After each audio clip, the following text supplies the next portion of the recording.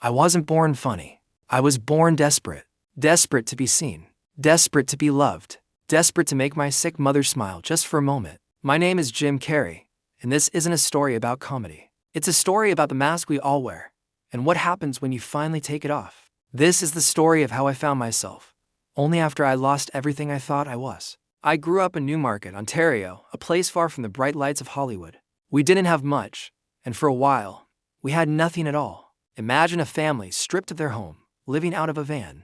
That was my reality. I remember working as a janitor, pushing a cart through empty hallways late at night.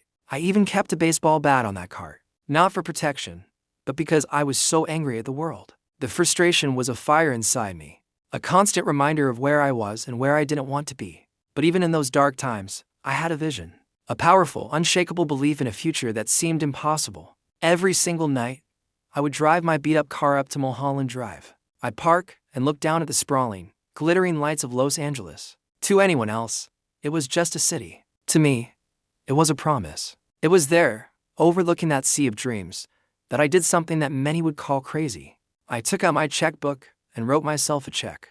I made it out to Jim Carrey for the sum of $10 million. In the memo line, I wrote for acting services rendered, and I dated it for the future.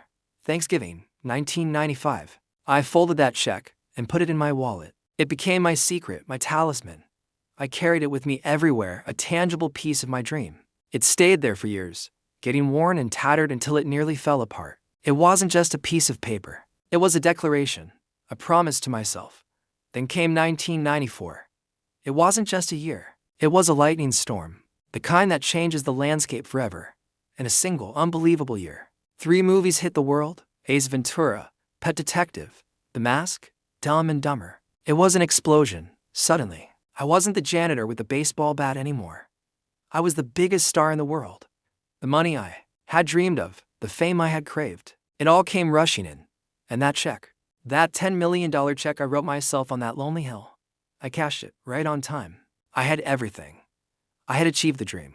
I looked around at my life, at all the things I had acquired, and I expected to feel whole, complete, victorious.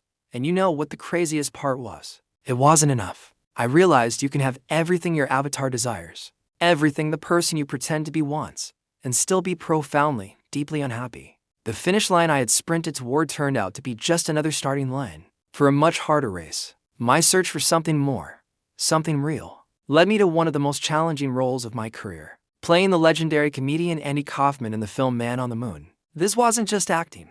I decided to become him. I immersed myself so completely in his persona, his mannerisms, his very soul, that I lost myself. I stayed in character for the entire shoot. I was Andy. But the problem was, when the movie ended and the cameras stopped rolling, I didn't know who Jim was anymore. I had so thoroughly erased my own identity that I was left staring into a void.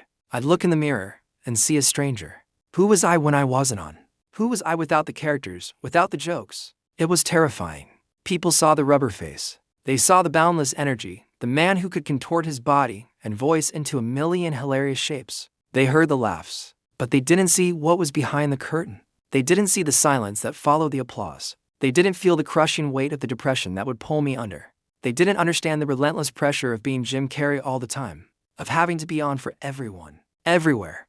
I had spent my entire life building this persona, this entertainer. As a shield, I was making people laugh so they wouldn't see my pain.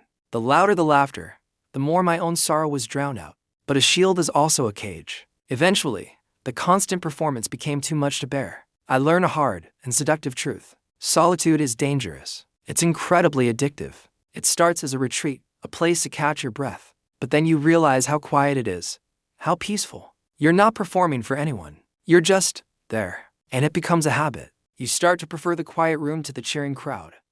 I began to pull away.